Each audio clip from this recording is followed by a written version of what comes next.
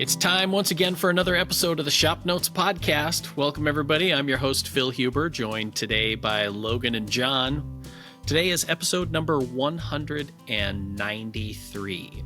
Thanks for joining us, and also for all the people who subscribe to Woodsmith, ShopNotes, and popular woodworking magazines, and our online products as well.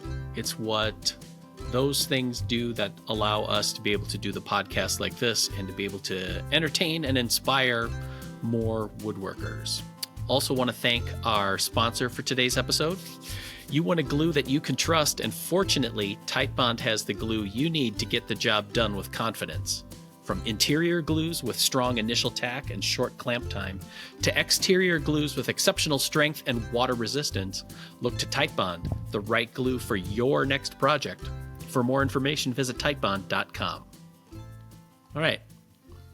As is my hope for these is to respond to listener comments and questions on here. So we have a few from the last episode.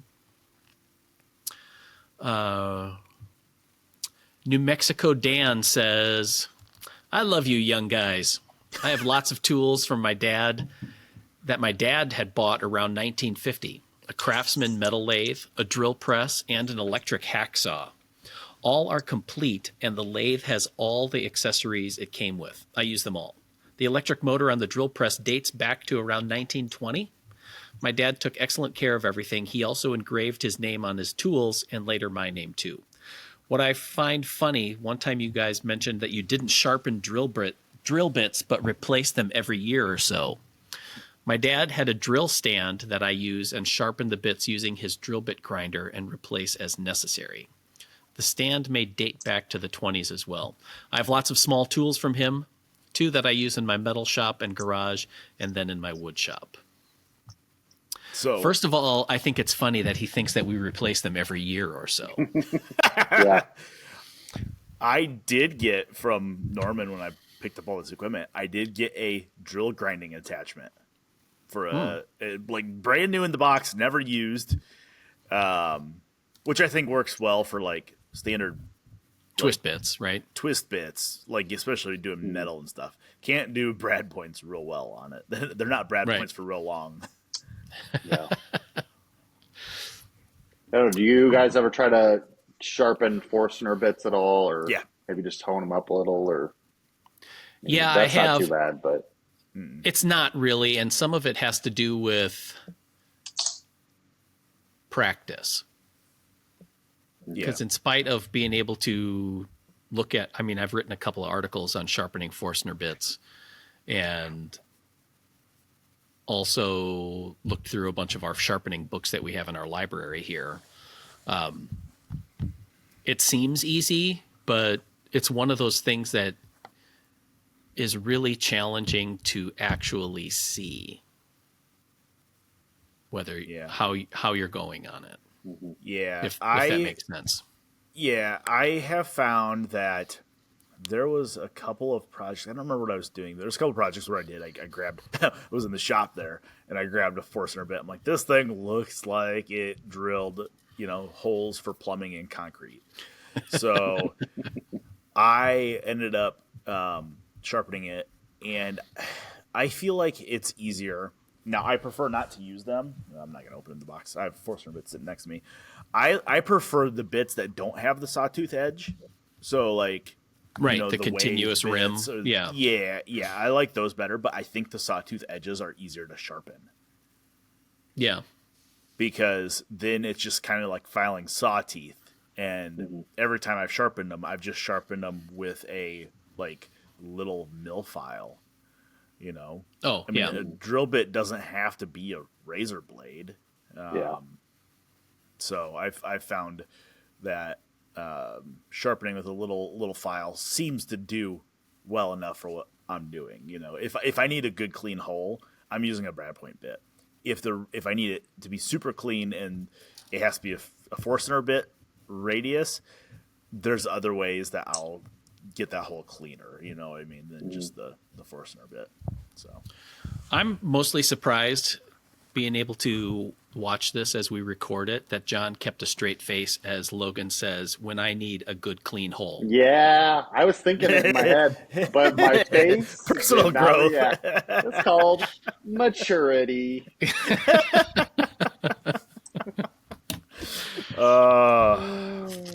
And I think I realized what Nate is going to title this episode now. Yep.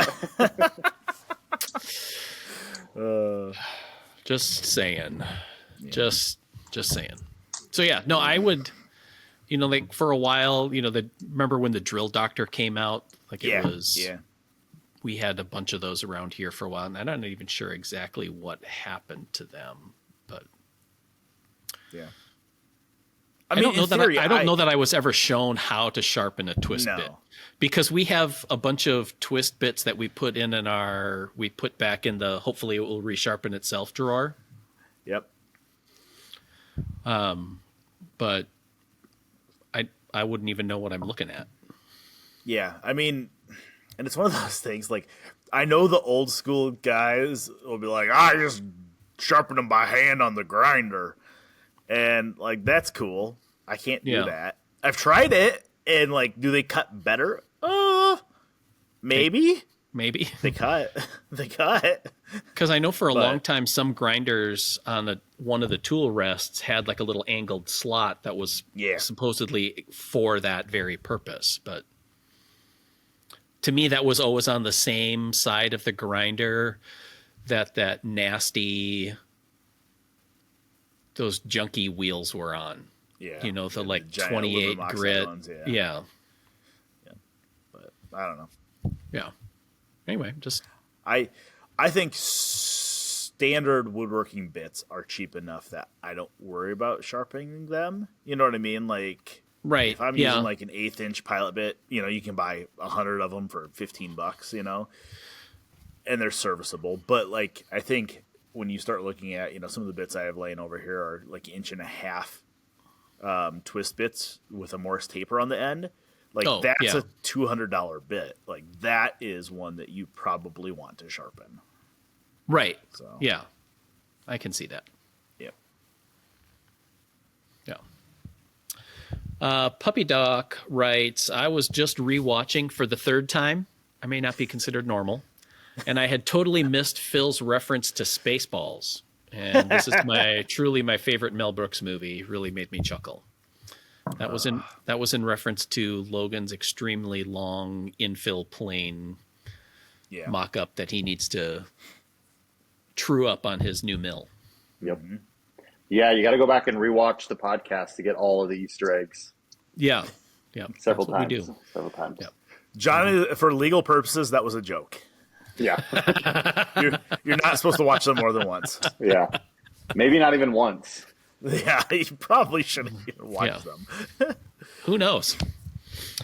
He's got another question on here. Another great episode, guys. Thanks for keeping us entertained and educated, of course. Question and maybe a topic for discussion. I'm building a new workbench inspired by Dylan's workbench top. I'm using sanded plywood, cheaper than Baltic birch and almost just as visually appealing, with strips of walnut mixed in for color and style. A bench should look good, right? Yep. Isn't that part of the functionality? Oh, and some ash added in just because I know how much Logan loves ash. Anyway, the question, I'm installing a side vise and I am left-handed. I do a few things right-handed. Which side end do I install the vise on and why? Additional question, end vise or a side vise or both?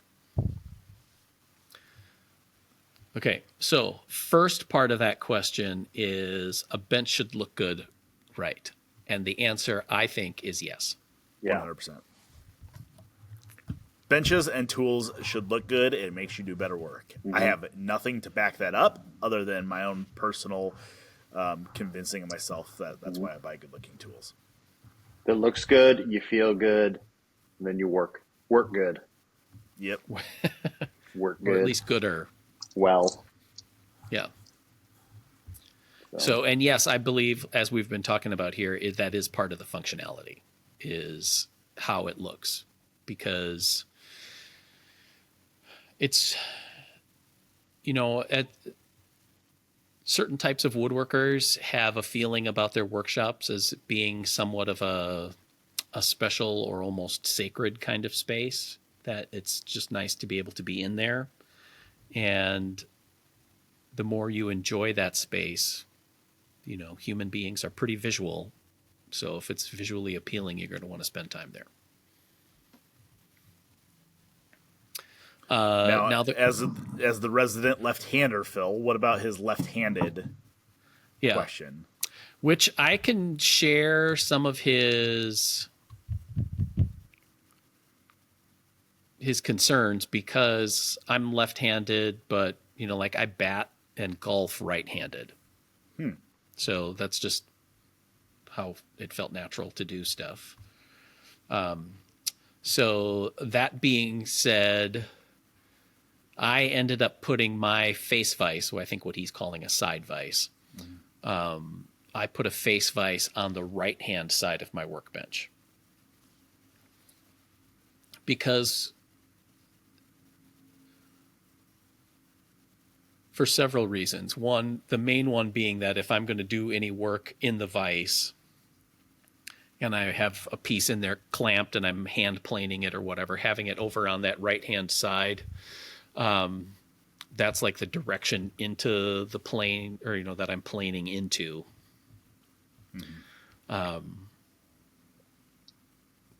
So it works out really well for me. Even when I end up doing stuff right-handed, I can still turn around and use the vise the same way. I do not have an end vise on my bench, as I've never found one a style that I liked. I tried doing an end, like a face vise on the end, but when you tighten it, that jaw ends up wanting to like kind of tip up a little bit. So then your workpiece sits up. So it's like you tighten it and then smack the piece down. And that just never really flew. I feel like the face vise doesn't matter as much whether you're left or right-handed. Right. You know what I mean? I can agree with that. The force is always to the side, whatever. That's fine. The end vise, I think, makes a difference. I think as a left-handed person, well, maybe not. See, I would think as a right-handed person, I like my tail vise on the right-hand side of the bench, because then if I need to, I can get around the end of the bench and plane straight away from me. I would think the same would hold true if you're left-handed, but because I'm right in this world, I don't know that for a fact. Yeah. So ultimately, it probably doesn't matter, and you could probably make it work. Now, if you were, as I say, if you were putting like a bench hook on the front of the, what do they call them, like a planing crook or whatever, on the front edge of your bench to hold the end of a board, then it would matter. I think you could probably work with it either way, honestly. Yeah.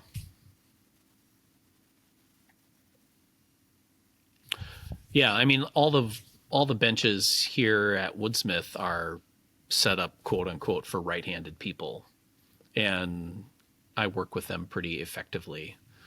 I think, Puppy Doc, the big thing for you is like, what is the kind of work that you're doing? Like, are you doing more hand tool stuff, like hand planing? Because if you're just using bench planes, in essence, it really doesn't matter. I end up using a lot of stops, whether it's bench dogs or whatever, so that the piece is braced against the stop. And with a bench plane, they're essentially ambidextrous. If you're going to start getting into joinery planes and stuff like that, they're usually handed. And then you want to kind of consider, I mean, you're going to, for the most part, especially if you're using vintage tools, they're all going to be right-handed molding planes or plow planes or something like that. So you're going to be planing the other direction. That's a very good point that I didn't think about, Phil, is if you're using any hand plane with a fence, almost always that fence is going to be on the left-hand side of the plane for right-handed use. Yeah. And in that instance, you would want the workpiece hanging off the front edge of the bench so that fence can drop below it. Right. That's a valid point. Yeah. Knowing Bob's planes that he has and the ones that we kind of messed with when he was here. I'm guessing he's doing more bench plane work versus joinery plane work. I don't know that Bob has any like joinery, like a plow plane or a rabbit plane or a data plane or any of that stuff. So, it might be a moot point. Yeah. But that is something to think about. If you start, especially after we tuned up one of his planes, he's like, "Holy crap, this is really fun." It's like, yeah, at that point you might want to plan for the future. So, yeah. On the opposite end of my bench, so the left-hand end, instead of an end vise, I have a tall bolt-on auxiliary vise that I use for carving or small detail work, so that it's raised up off my bench surface, probably, I don't know, almost 10 inches or something like that. And that I found really handy. I mean, if I need to, I can take it off for long pieces or wide parts or whatever, but for the most part, it just lives there. But I think the like edge grain plywood bench top, that's a solid bench top. Yeah. And works. Yep.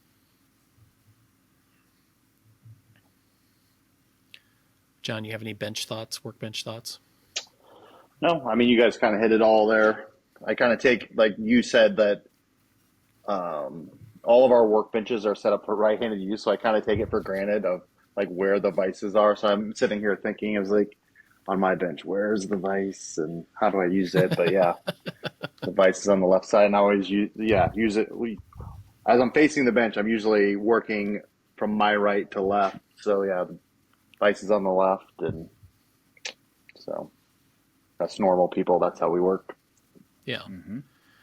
I think a lot of our benches are actually taller than you sometimes see. Mm-hmm. And when I built my first bench, I built it shorter, A, because I'm the short one, and B, because that's what people told you, is that if you were going to do stuff that you needed a shorter bench, especially for handwork. And I don't know that I agree with that. Because again, I've worked with taller workbenches here for so long that they're pretty normal feeling. And there are some operations where I actually feel like having a taller bench is helpful. So if you have a biscuit joiner or are going to do some stuff on your bench with a handheld router, having it a little taller is going to be overall more comfortable than like constantly hunching over. Yeah. See, I will disagree with you. I think for standard hand tool use, I prefer a lower bench. 100%. I feel like all of ours are, like chest height to me, because I'm not that much taller than you, Phil. You know what I mean? Right. Like, yeah, I'm not that much taller than you, and you got Chris Fitch, who is taller than any of us. Yeah. And he's designed a lot of these benches, and they are much taller. Right. Like his shaker cabinet bench is chest height to me in his office. It's perfect height for him. But what I find, and I'm becoming more conscious of this as I'm saying this tongue in cheek as I get older, I'm becoming more conscious of this because my like golfer's elbow and tendonitis really start to bother me if I start doing stuff in an uncomfortable position. And I was doing dominoes on this miter saw station a couple of weeks ago, and I don't remember if I told you guys this or not, but I was holding workpiece down and then dominoing it, and man, my shoulder was bothering me.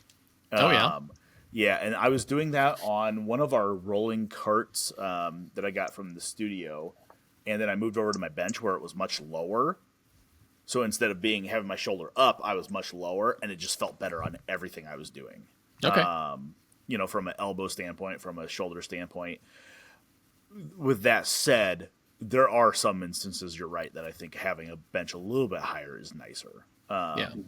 But I will, when I rebuild this bench, I have all the lumber for it. I just need to finish this miter saw station first. I'm going the same height as this because it is a fairly low bench. I want to say it's like 30 inches So it's fairly low. Yeah. Okay. So Yeah, when I was designing that workbench for ShopNotes recently, I was surprised how much looking at stuff we had designed in the past and then what we had in the video studio, photo studio, the shop, how much variation between the benches, that people use are, because some of them are lower, some of them are higher. And I always have kind of maybe leaned to like a countertop height bench where it's like 36 inches or taller, then it kind of depends on your height. But I'd say, yeah, with, like as Logan mentioned, with hand tool work, I think that the lower might be better because I think the motion across the bench, you're pushing downwards and also across. So the lower it is, the more like, body weight, gravity that is assisting you as well, rather than it just being higher and you're all kind of shoulders and upper body. So yeah, it depends how tall you are and what you're doing on the bench. But yeah. So don't skip leg day. That's all I know. Yeah. I mean, I think there is some concessions to be made for if you are designing your bench at a particular height for a particular reason. Like if your workbench is designed to be an outfeed table too at your table saw, okay, do it whatever height that needs to be. But for a lot of us that have our bench separate from everything else, personally I prefer the lower bench. So okay. In the show notes page, I'll go around and take some photos and measure some of the heights of the benches around here. Then measure the people. Measure the people, yeah. Like, Mark, stand still. I got to measure you. Yeah. Because when Bob's referencing Dylan's plywood workbench. That one is lower than the other ones around here. It is. Yep. And he had earlier, instead of that bench, Dylan had a Roubeau style bench that he had built, and that one was low as well. So So for the listeners, for us to get all of the data together and make charts, we need everybody's preferred bench height and their inseam. So we'll graph them, see how it works out. No photos of that. Yeah. I don't know. I think it would be hilarious. Little word from our sponsor. This episode is brought to you by Titebond. You want a glue that you can trust, and fortunately, Titebond has the glue you need to get the job done with confidence. From interior glues with strong initial tack and short clamp time to exterior glues with exceptional strength and water resistance, look to Titebond, the right glue for your next project. For more information, visit Titebond.com. All right, so I have a what is it? Okay. Are we done with listener comments? That was it for listener comments for that one. So okay, I have a what is it, and I know it's a milling tool. All right, and I know what it's intended to do, but I don't know why you would use it. So I know there are people that listen that are familiar with machinists, tools, and machine shops. So I have this guy. Okay, so I'm showing it to everybody that is watching, and it is a bit holder, I believe, for a drill bit. I believe it's for a drill bit. My buddy Norman held on to this. I said, hey, does this go or does this stay? Because I was at this point, I'm trying to get stuff to stay with him because I had so much crap already. And he's like, oh, he's like, I got this in case I needed to drill really centered holes. And he's like, I'll just throw it in. So I threw it in, okay? And it is a Criterion, okay? The name is on there, Criterion. 3/4 of an inch, 7/8 20 thread. I believe, okay, now there is a dovetailed way here, clamps down, and then there's an adjustment screw right there. So this entire thing will slide left and right, or up and down. It will slide when you adjust it. Now, I'm imagining this going in the milling machine right here as a tool holder. That milling head spins. Right. Why would you ever off-center that? You just make it bigger. Make bigger holes.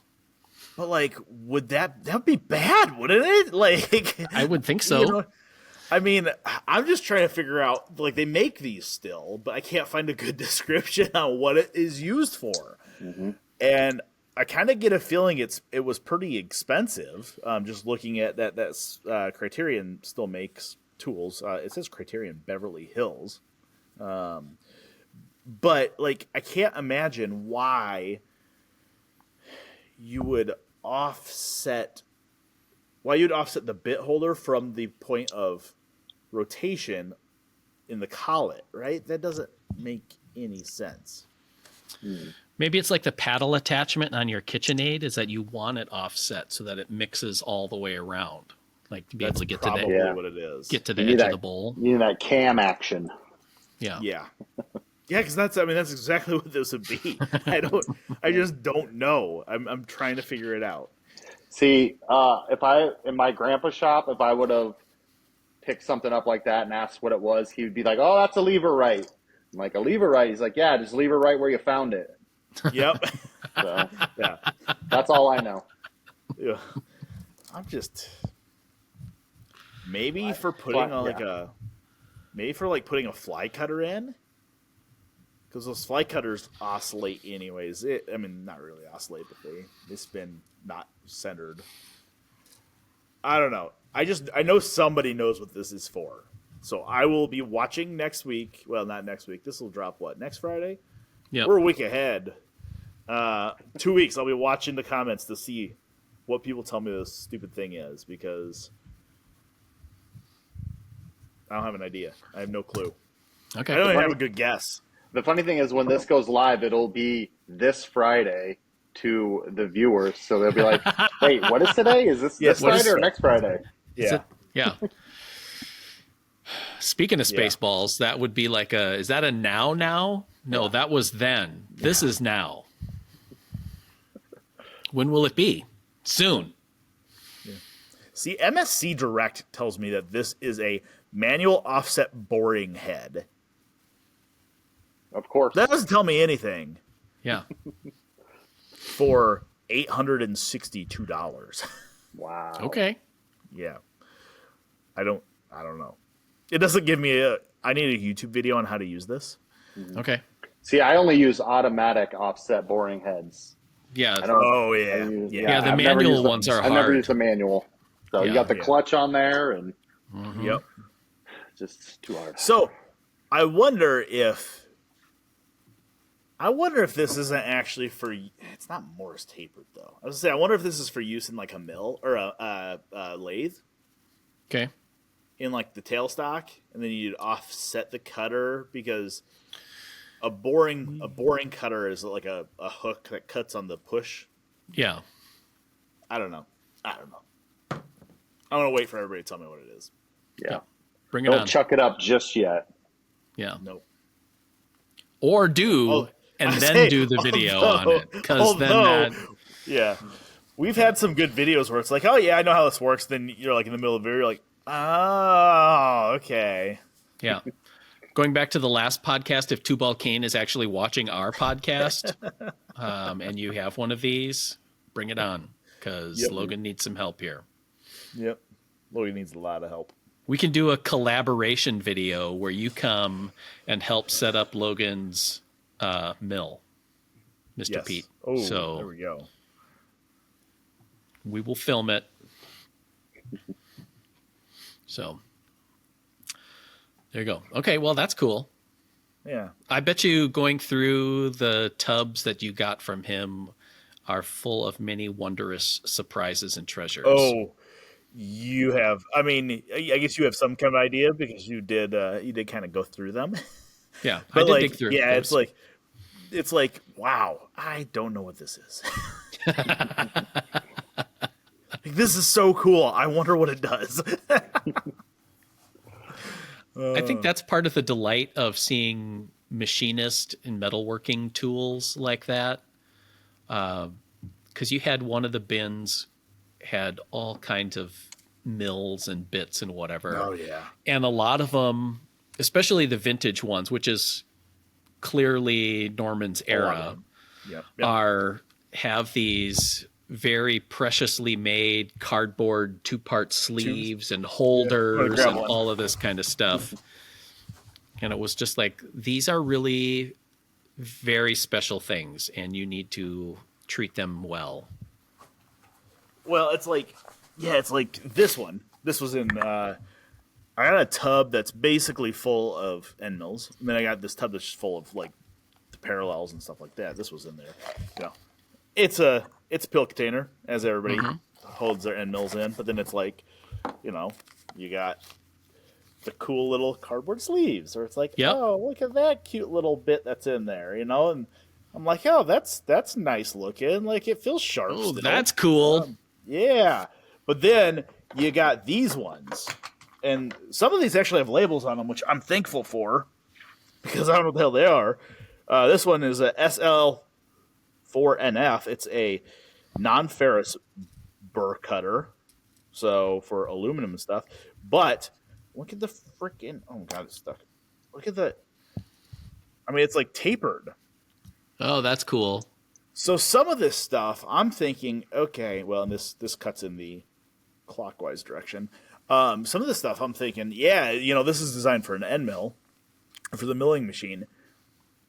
I got a Fordham that will spin these things really nicely for power carving. Like, right? Why not? I don't know. Maybe. I just know that from talking with Chris on different things, the cool part about various metalworking end mills is that they'll change angles and whatever on it to suit whatever the material is that it's.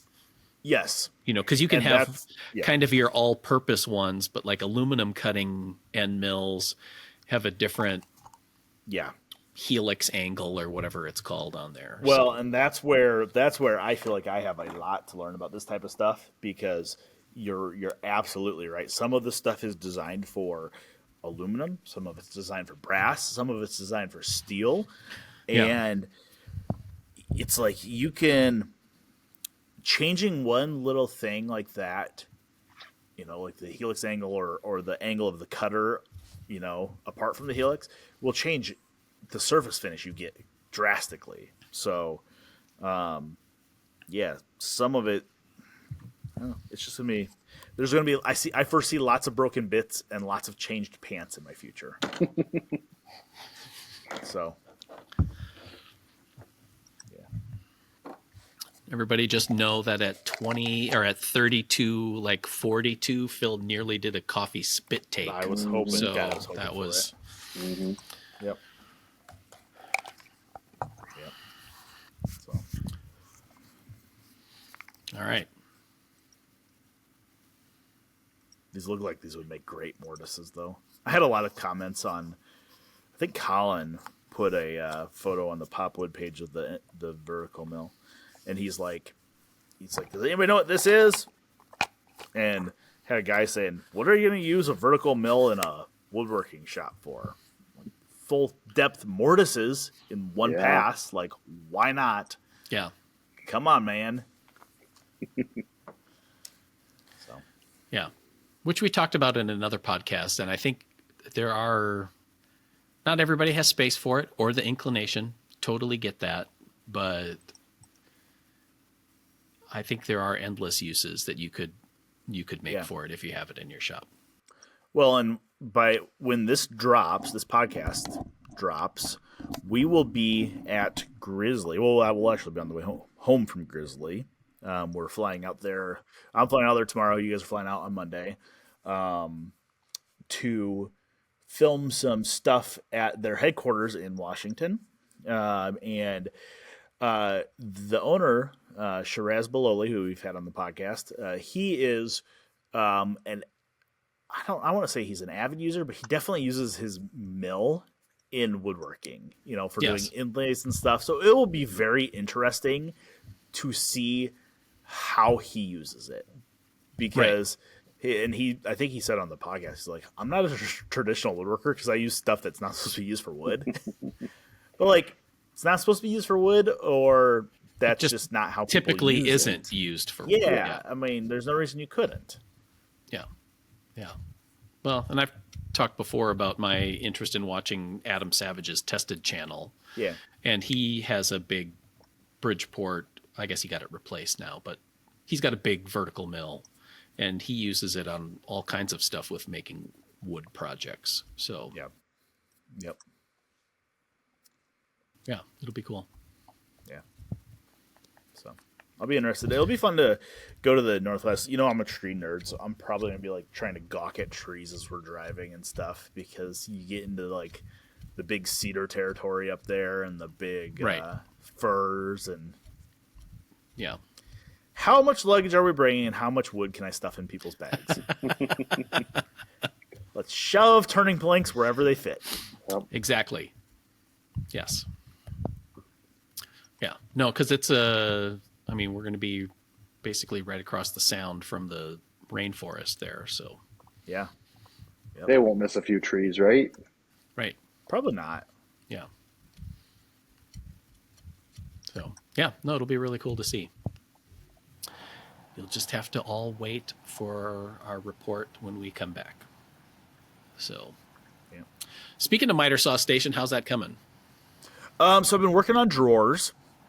I feel like I've been saying that for several days now, because there's a lot of freaking drawers in this stupid thing. Like, I don't know whose great idea it was. I have all the drawers done for the left hand side. So 2 base cabinets. Left hand side has 4 drawers, 2 that are 36 inches wide, more or less, 33 inches wide. Top one is going to be for all my router bits. So I ordered a bunch of, it's not Kaizen foam, but it's similar to Kaizen foam. It's the, I think, PowerTech brand, just foam inserts that are die cut with holes in them for router bit shanks. Oh, So instead of doing the whole shop made thing, stand there drilling holes for 40 minutes, I just ordered foam. I'm going to glue those into the drawer. So that's the top drawer. Bottom drawer is same, 33 inches wide, but that's more like a pots and pans type pull out that you'd have in a kitchen. And that holds a lot of the Festool sustainers. And then my thought was, so that's the wider section. There's a narrow section on the right hand side of that left hand unit, and I was going to do shelves in there. However, I started thinking about it, and the way I built these frames, that left hand side of that one cubby doesn't have a panel in that frame. So I'm like, okay, stuff could kind of drop down into those shelves, and that'd be kind of a pain in the butt. It's like, if might as well just make those pullouts as well. Pullouts for power tools. Yeah. So I have the left-hand unit has 4 drawers. The right-hand unit's going to have 6 drawers in it.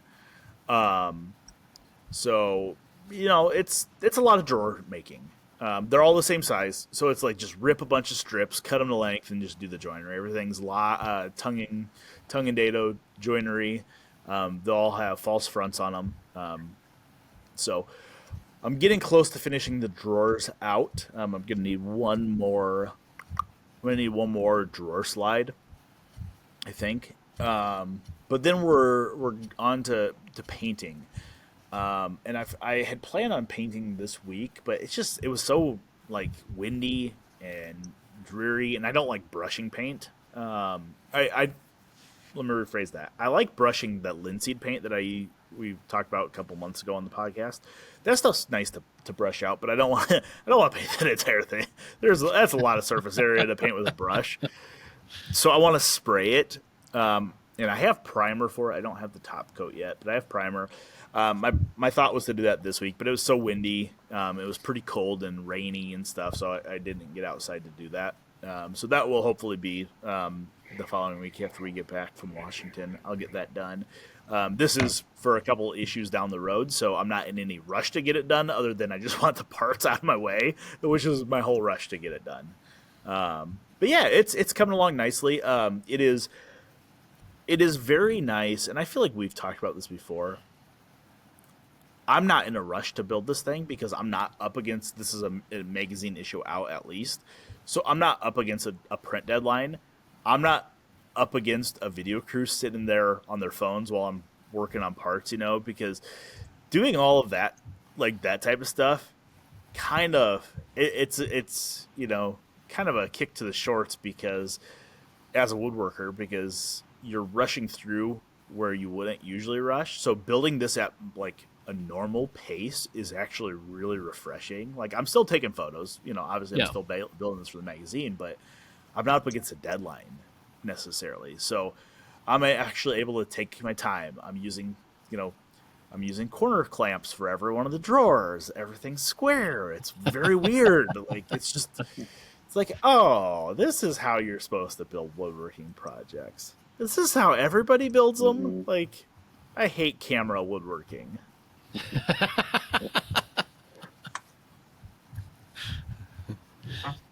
No, I can agree with that. There's some things that it's just you notice a change of pace when you're doing stuff.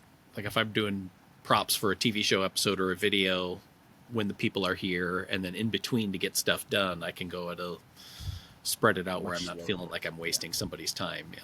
Yeah. And I mean, we still have other stuff we have to do for our work.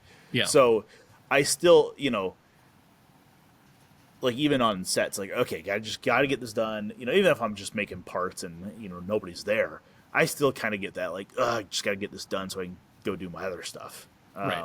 This is my other stuff. I mean, there's other stuff, but this is a large portion of the other stuff. So it's like, okay, slow down a little bit, Yeah.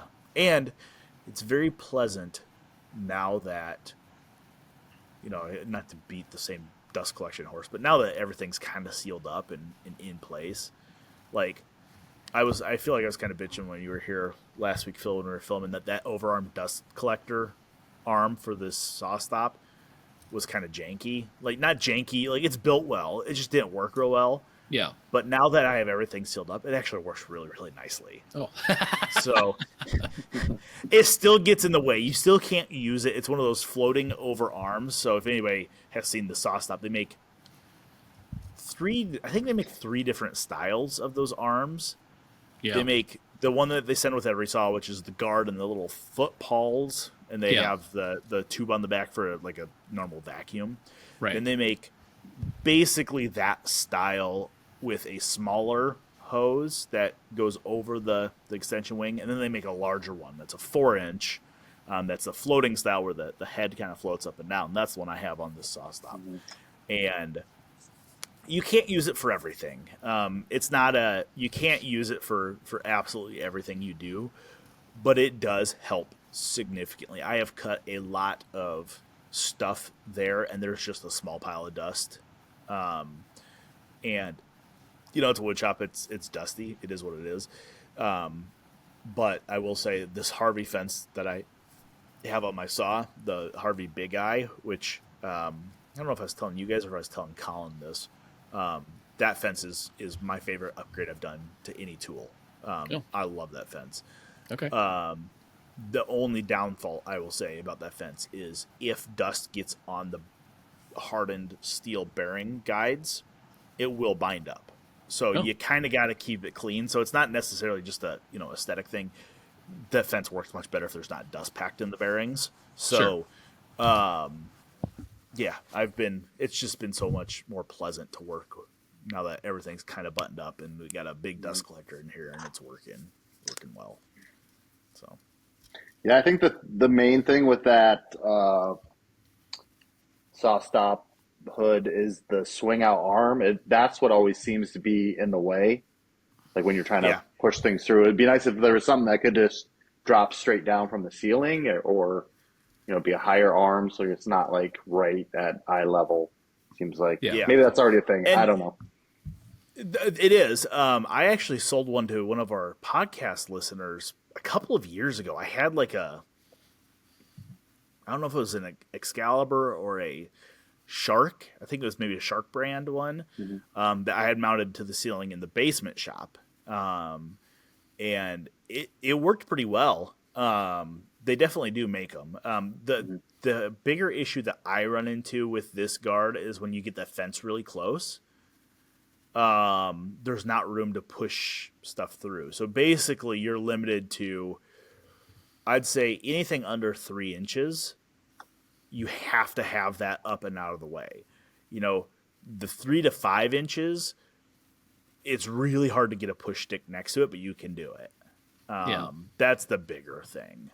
So, overall though, it is working much better. And when I first put it on, I'm like, I gave up my under wing storage because there's brackets and arms and stuff that attach to it. So I gave up my underarms or my under wing storage for this. I'm like, this is dumb. I just put this on. I'm going to take it off 2 days later. Like, this is stupid. But I was like, I'm going to stick with it. And I just didn't have time to take it off. Now I'm glad I left it on. So. Okay. Yeah. All right. That'll be our audience question for the week then. Is anybody else worked with an overarm blade cover or guard thing? And what was your learning curve on it? And how well do you like it if you use it regularly? Yeah. So I was so disappointed initially that I started looking at reviews on it, and everyone's like, "Oh yeah, it works really well," except if you're doing half curve cuts. So like if you're like shaving a 1/16 of an inch off something, it spews dust all over. That's what everyone was saying. And that's what kind of led me to say, okay, I'm going to wait till I get all the dust collections sealed up and stuff, and then really see how it works. Right. And those are dead on. Like if you're making a full cut or taking at least a kerf off, it does really well. But when you are just shaving a piece of plywood down, you're getting a little turbojet of sawdust shooting at you. So yeah. Which, I mean, to be fair, you get that on basically any table saw. Oh, you do. Like, yeah, 100%. I still believe that this setup is probably the best dust collection you'll get on a table saw. Okay. I feel like the ICS, the industrial cabinet saw, which are the two main saws we have in the shop there where Phil is, those I think are a little bit better because they have a magnetic blade cover on the inside that swings in and out of the way. So when you close that, it actually kind of concentrates the suction. Oh, okay.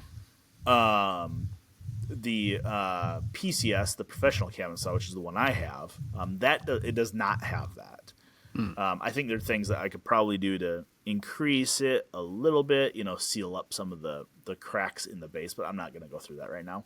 It's working well enough the way it is that I'm happy with it. So yeah. All right. Thanks for listening, everybody, to the ShopNotes podcast, and a special thanks also to our sponsor for today's episode, Tight Bond. They make the glue that helps us keep our stuff together here at Woodsmith and Popular Woodworking. They have a flavor of glue that's right for you and your projects, so you want to check out their site, tightbond.com. If you have any questions, comments, or smart remarks, you can put them in the comments section on our YouTube channel or send us an email, woodsmith@woodsmith.com. Thanks for listening, everybody. Bye.